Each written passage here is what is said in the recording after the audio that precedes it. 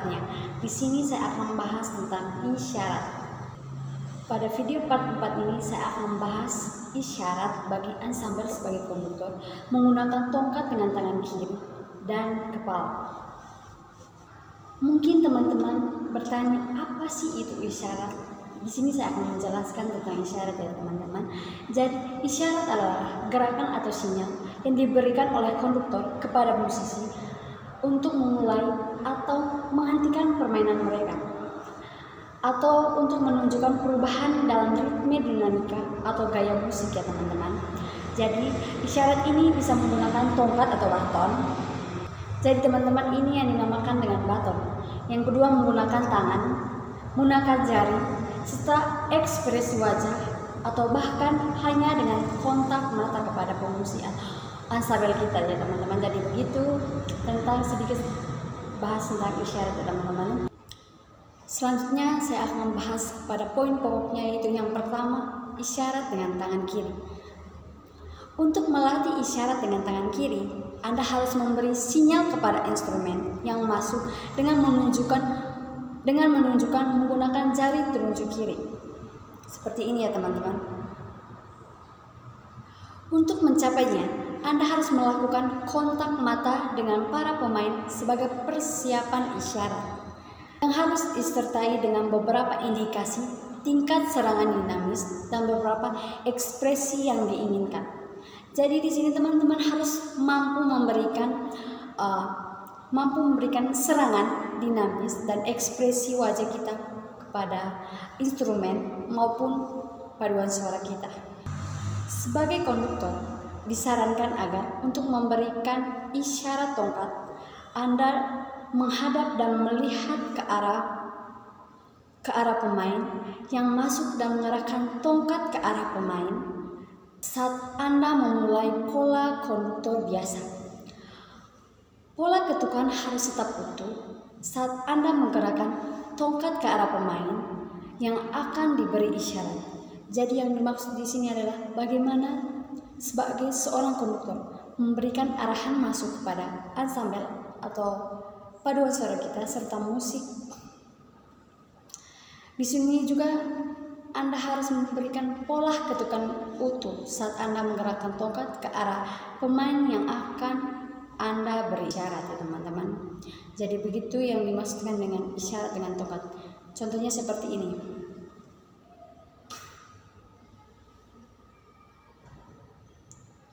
Kita menggunakan contoh pola 2/4 ya teman-teman.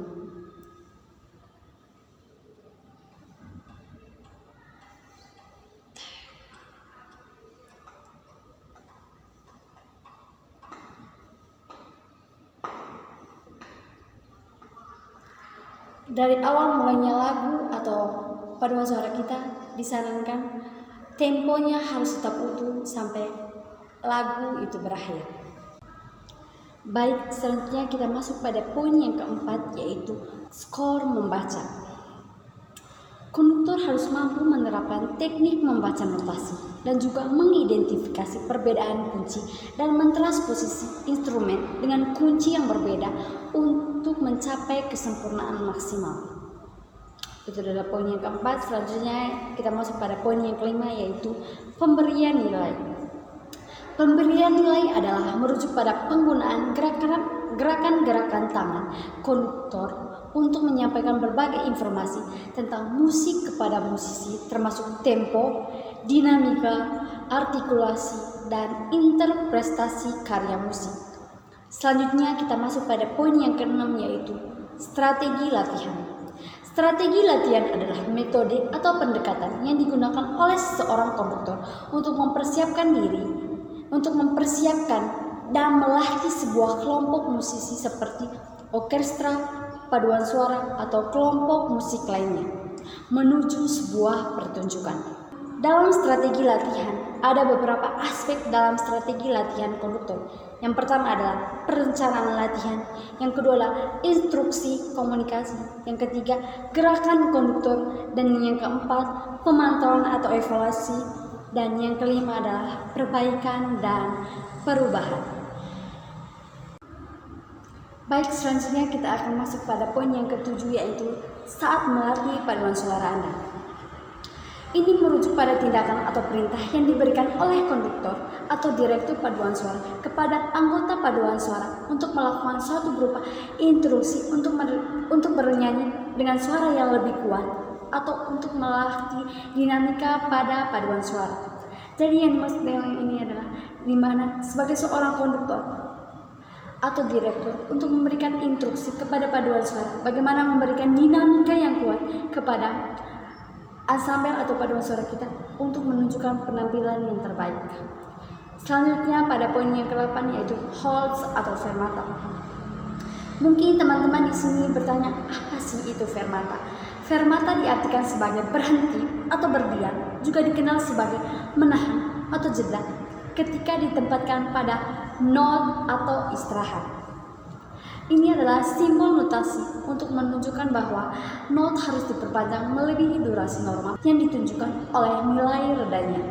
Jadi itu yang dinamakan fermata adalah teman-teman. Jadi fermata ini adalah di mana sebuah not diperpanjang melebihi durasi normal ya teman-teman. Bagaimana seorang konduktor atau direktur dalam paduan suara memberikan fermata bagi tanda fermatif pada not yang mau dipertunjukkan atau not pada lagu tersebut. Yang terakhir adalah serangan.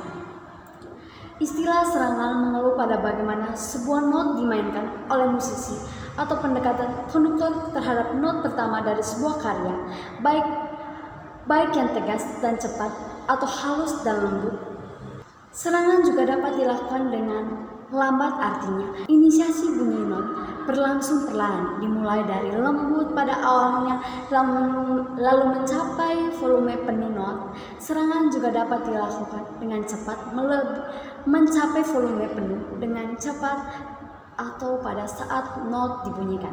Jadi itu yang dinamakan serangan ya teman-teman. Bagaimana not lembut pada awalnya lalu mencapai volume penuh. Lalu mencapai volume penuh not.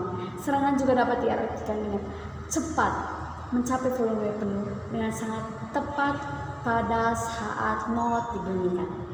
Jadi teman-teman, itu adalah beberapa poin pokok dalam video part 4 ini tentang isyarat.